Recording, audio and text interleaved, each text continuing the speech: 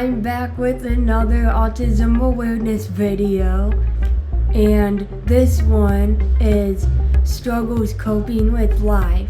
So I'm going to tell you all about what I struggle with. So on to the video. The first one is outfits. Sometimes I have a different taste and style that my parents liked when I was younger. If they didn't like what I put on, or if they didn't think that it matched smoothly, they would say it looks hideous or that I look like a clown, but I think they were just being silly or something, but that hurt my feelings even if they didn't mean to. So that's something I struggle with. So on to topic 2, there is 2 things I like to talk about a lot because they're my obsessions and they're at the top of the list.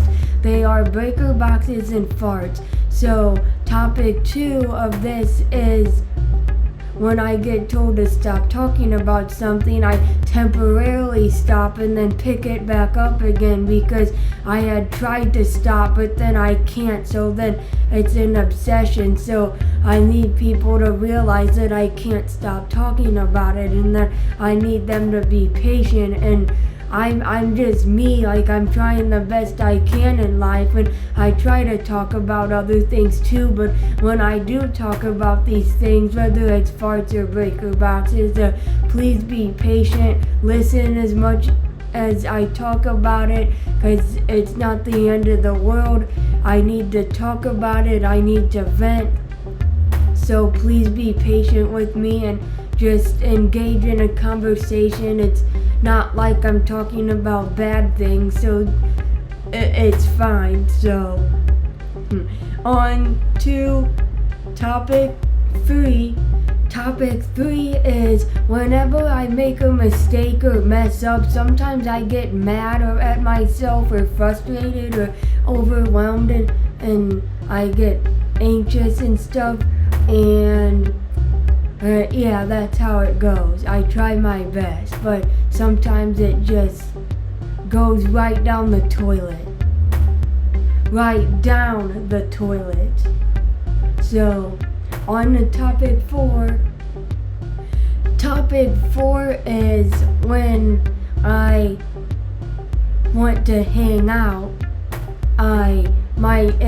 It seems like I'm inviting myself, but I don't mean to, like that. I don't mean it in a bad way.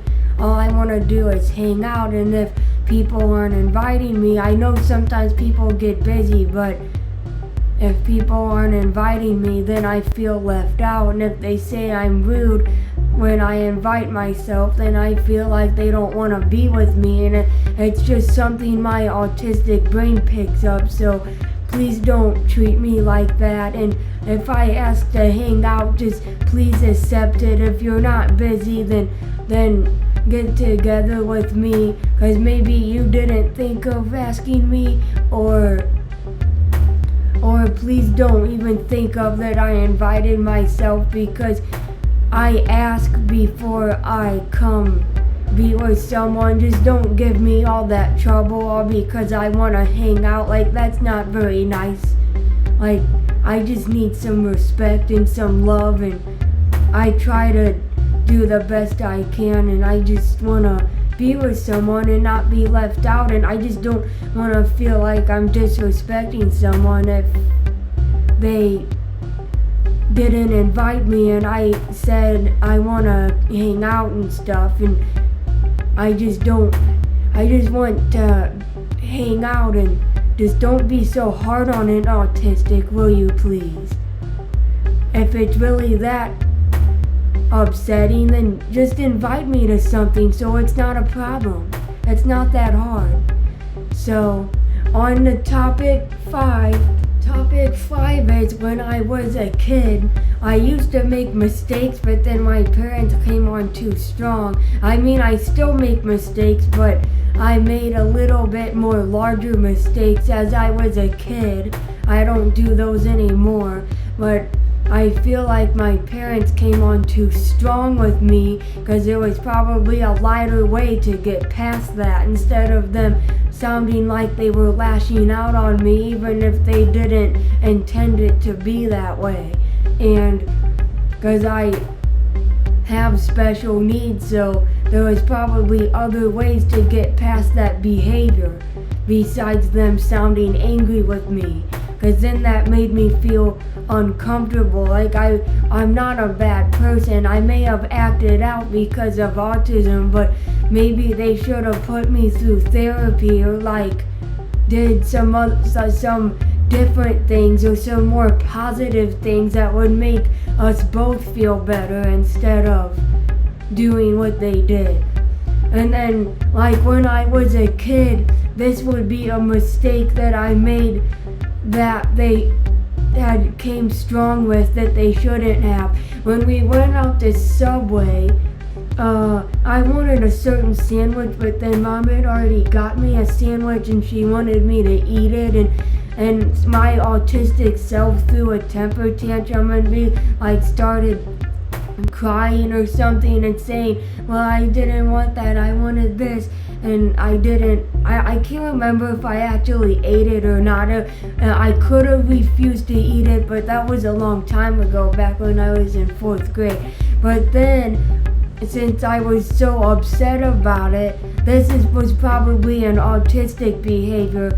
Instead of my stepdad or anyone else in charge of me, instead of them getting mad at me and trying to get angry with me to try to calm me down, it actually made it worse, and it turned into an argument, and then it just didn't go well. If they would have found ways to calm me down and kind of encourage me to eat what my parents had already got me, and maybe said next time we'll get what I wanted, just eat what I got for now, then if they would have encouraged or been more softer about things and tried to calm me down instead of being all upset with me like I did something wrong, then it would have went better. But instead they choose to be hard on me, and then it just I don't want to name what my stepdad did because it happened a while ago, and I think he learned his lesson and he's not gonna do it again. I think we're talking to God for better. So if any of this does happen, and just be patient with us, because I just have a hard time dealing with negativity like that. So on to topic 6. Topic 6 is I have a hard time with people being hard on me, criticizing me, making me feel bad, even if it's for the better. I can't do it that way. We have to go a different way because of autism. So if someone wants me to do better, they should be more positive with me instead of using constructive criticism, because it makes me really super anxious to where it would throw me into an anxiety attack, and we don't want that. So we have to be careful. Don't use constructive criticism on someone with autism. Do something more encouraging and positive. So, I gotta think of an example real quick. So, on to thinking the example. So, an example is so if someone is busy and I ask to hang out, someone could either say, this would be constructive criticism. They could either say, stop asking me. Sometimes we can't hang out because of where life brings us, and that might kind of bother me. But if someone says, if they're busy, I am so sorry, I have something going on right now, we'll have to hang out when I'm not busy, and that would be a better thing to say. So, see the difference there? We have to use softer with me. It can still carry the same message. You don't have to do it hard like that. It doesn't have to be like that. You can still pass on the same message without being all like harsh like that. There's easier ways to say it. Like seriously, you have to do it for autistics. It's just otherwise we're gonna go into an anxiety attack and then you got a mess to deal with. And then you're gonna have to comfort them and listen to them while they vent, as well as me. Because you had hurt their feelings, so now it's time to comfort them and listen for as long as they need to vent. So, I think that's the end of 6, so now on to topic 7. Topic 7 is I have a hard time accepting if someone's busy if I want to hang out like really bad. So I might get upset or be bummed out, or I would get jealous if they're hanging out with someone else if I want to hang out with them, and I might feel left out. So that's how that goes. So be patient with me if that does happen, and always be nice and don't be hard on us to get through it. So on to topic 8. Topic 8 is I have a hard time with transition. Like if I am busy with one thing and then I have to move on to the next thing, it's really hard, and I'm like, I gotta finish what I'm doing now, or I gotta wait, and then I would be ready to move on. But if I'm being forced to move on, that's the hard part, is I might get frustrated or upset or overwhelmed because I'm like, I needed to finish that. And then I wouldn't be able to, and I would have to push it to the side, so that's a hard thing. So if that happens, be patient with me and don't be hard on me, and same with others. And on to topic 9. And topic 9 is I won't be able to drive or be a parent because those are way too overwhelming things that are really hard for neurotypicals, and some autistics can do it, but it depends on if the person feels like they're ready. Like I won't be able to do it because it would be overwhelming. I get anxious really easily, and I just need to take care of myself. Now don't say I'm selfish because that has nothing to do with it. I have special needs and I actually help out a lot. I'm very nice and kind. I'm nowhere near selfish, so I just wanted to throw that out there just in case someone would think that, because that wouldn't be true. I won't be able to like take care of others like a parent or anything because it'll be too much for me, and driving would be a lot because with accidents and all the money and responsibilities that we have to do for it would just be way too much, and I just don't think I can keep up with that. So I'm just trying to live the easiest life possible so I don't have too much anxiety, because it's gonna throw me into a really bad attack, and that wouldn't be good. So I need to stay where I'm safe. So on to topic 10. Topic 10 is I don't like being lonely. I would prefer to be with someone, but if I'm sleeping or something, I'm fine with being alone because I would be resting and I would want alone time, but sometimes I just like to be with someone just in case I need help, because if something hard comes up, I would have a hard time keeping up with it on my own, and I just feel like I need someone there to be with me and to help me get through it. I know I have God, but sometimes I need a person physically there to help me, and maybe God can bring that person to me, and I think He already did. And I think everything will be fine and we'll get through it. So on to topic 11. Topic 11 is things that are hard for neurotypicals. Non-autistics would be 10 times harder for people with autism to deal with on average. Now I'm not saying every person, but that's just how it would be for me. So that's why I don't push myself too much on harder situations. I kind of step back and rest and just do what I need to do to make myself comfortable and happy, and I just try my best.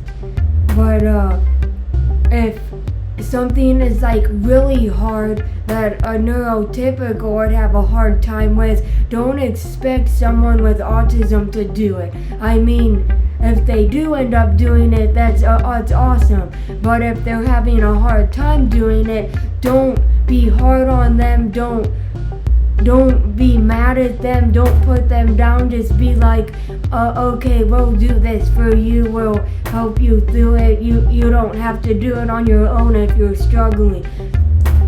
Now, if they want to get better, you could probably encourage them and use positive language to uplift them so that they do better.